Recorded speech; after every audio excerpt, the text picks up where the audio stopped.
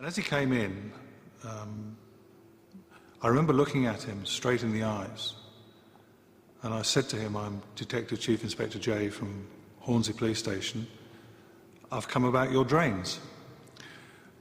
And a little smile came onto his face, and he said, "Since when have police been interested in blocked drains?" And I said, "Well, you take me up in your flat, and I'll tell you all about it." And having got inside the flat, we could smell decomposing flesh.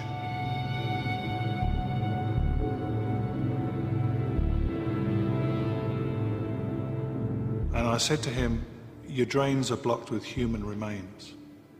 And he said, "Oh my God, how awful." And just for that one moment, I thought he was going to be a little bit difficult. And I got a little bit closer to him, and I looked him straight in the eyes, and I said, "Don't mess about. Where's the rest of the body?" And he said, "Fair enough, it's in 2 plastic bags in the wardrobe in the other room."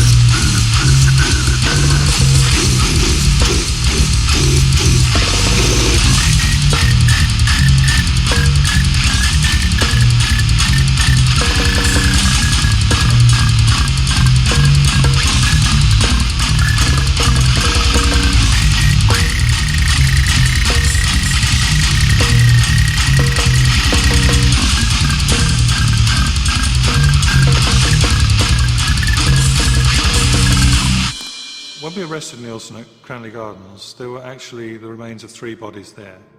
One had been dead a week, one 9 months, and the other 18 months. So 2 of them were in a bad state of decomposition, but most of the flesh had been taken from the bones, because what he was doing was stripping the flesh from the bones, flushing it down the toilet, and then, on some occasions, putting the bones out for the dustbin.